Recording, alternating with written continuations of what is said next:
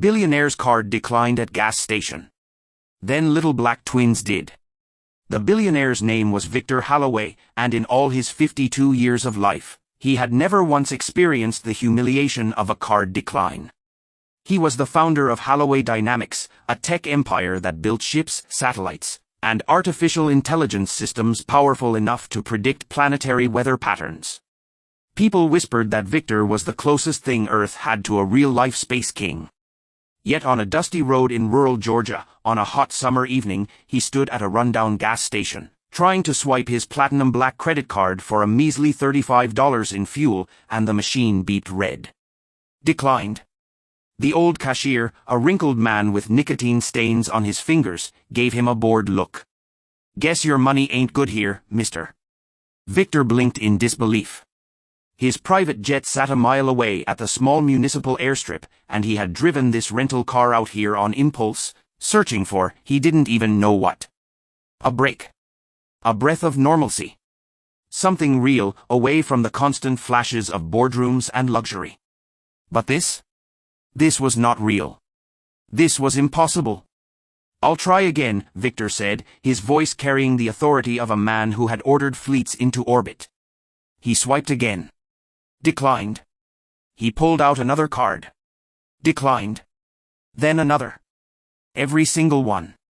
The cashier chewed his gum loudly. "Might want to call your bank, buddy." Victor felt a cold pressure in his chest. Holloway Dynamics had off-world accounts on Mars, Luna, and Ceres. His assets were diversified across 7 different currencies, some not even public knowledge. For his accounts to all fail at once meant one of two things: either the galaxy's most secure banking systems had collapsed, or someone had targeted him. As the realization sank in, a voice piped up behind him. "You need help, mister?" Victor turned. Standing by the snack rack were 2 children, twins, no older than 10. They were thin, their clothes worn and faded, but their eyes sparkled with sharp intelligence. One carried a half-empty bag of chips, the other a bottle of soda that looked almost too big for her small hands. The boy grinned. "We got money." The girl giggled. "Not money. But better." Victor frowned. Normally, he would have brushed off kids in a place like this, but something about them, their calmness, their confidence, held him still. "What do you mean, better?" he asked cautiously. The twins exchanged a look. Then, in perfect unison, they said, "Energy. The beginning of the impossible." The boy, whose name was Caleb, reached into his pocket and pulled out a strange coin-shaped object. It wasn't metal. It wasn't plastic. It shimmered faintly, like liquid light trapped in solid form. "This buys gas," Caleb said matter-of-factly. The cashier rolled his eyes. "Look, I don't take no toys for fuel. Y'all get out of here before I call your mama." But Victor's heart skipped a beat. He recognized that shimmer. It looked like condensed plasma, a form of stabilized energy crystal rumored to be in development for decades but never perfected. "Where did you get that?" Victor asked sharply, his CEO instincts roaring awake. The girl, Chloe, only smiled. "From the sky." "You were looking at the wrong place, Mr. Billionaire." Victor froze. How did she know who he was? He hadn't given his name. Before he could ask, Caleb casually placed the glowing coin on the counter. The gas pump's old digital screen flickered, then reset. The pump light turned green. The cashier swore under his breath. "Well, I'll be damned." Victor's mind raced. That coin wasn't just energy, it was power.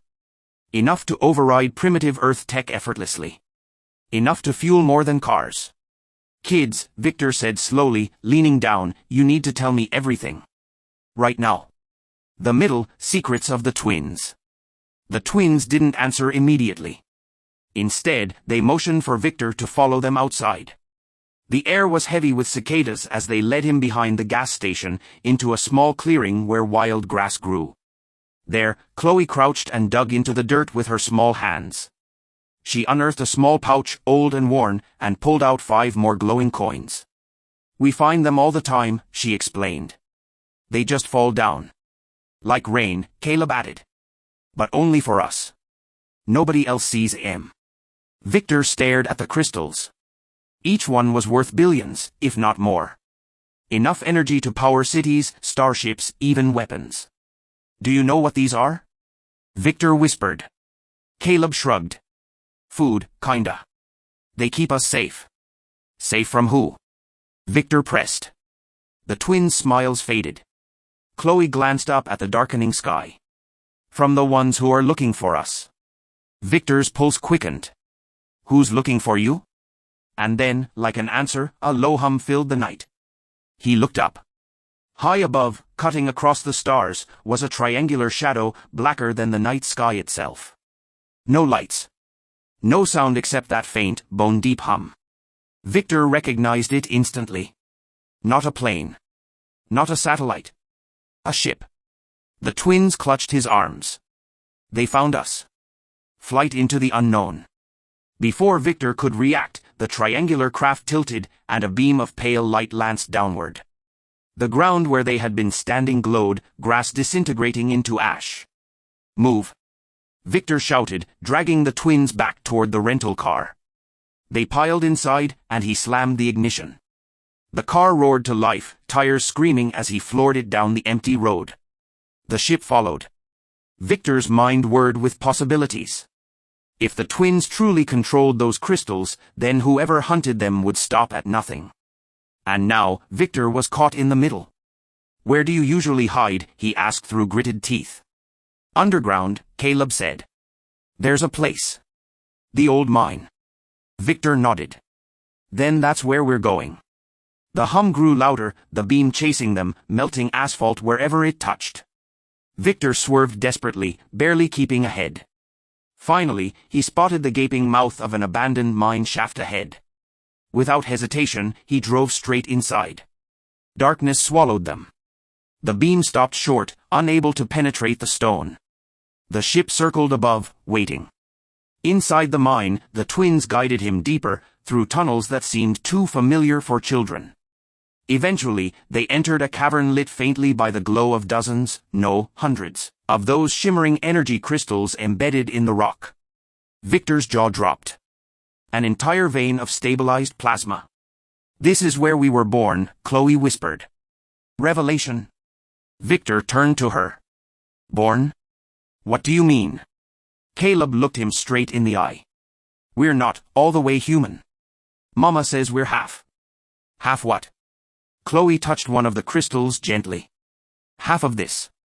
The crystals pulsed at her touch, like veins carrying blood. Energy surged, and the cavern brightened. Victor stumbled back in awe. You mean, he swallowed. You are the energy source. The twins nodded solemnly. Before Victor could process it, the ground shook. Dust rained down. The ship was firing, trying to collapse the mine. Victor's survival instinct screamed. He grabbed the twins. If they want you, it means you're valuable. Which means we're not running anymore, we're fighting. But how? Caleb asked. They're stronger. Victor looked around at the glowing crystals, at the cavern full of untapped power. A slow, dangerous smile crossed his face.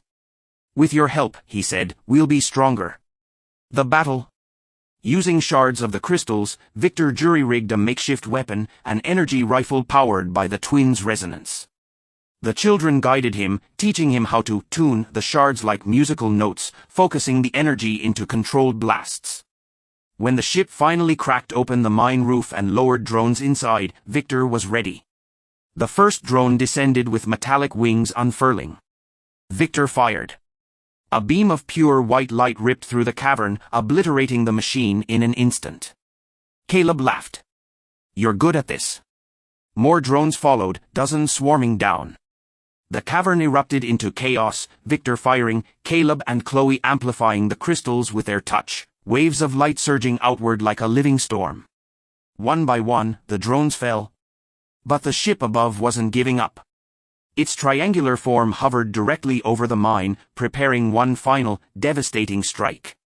Chloe grabbed Victor's hand. We can stop it, but only if we all link. What does that mean? Victor shouted over the noise. Hold on. Caleb yelled.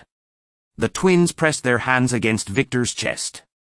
Suddenly, energy, raw, electric, searing, flooded through him. His vision blurred white. His body felt weightless, his mind stretched beyond itself. He wasn't just Victor anymore. He was connected to them, to the crystals, to the ship itself. He raised his arm, and light poured out like a river. The beam struck the triangular craft, tearing it open with impossible force. The night sky lit up as the ship exploded into fragments, raining down like dying stars. Then silence. The ending, a new path. Victor collapsed to his knees, gasping, his body trembling with aftershocks. The twins knelt beside him, calm and smiling. "You did good," Chloe whispered. Victor stared at them, sweat dripping down his face. You're more powerful than anything I've ever seen. Do you know what this means? With your energy, we could. Chloe shook her head. Not for money. Not for power. Caleb added, for life. To keep people safe. Like you kept us safe. Victor's chest tightened. All his life, he had chased wealth, control, empire.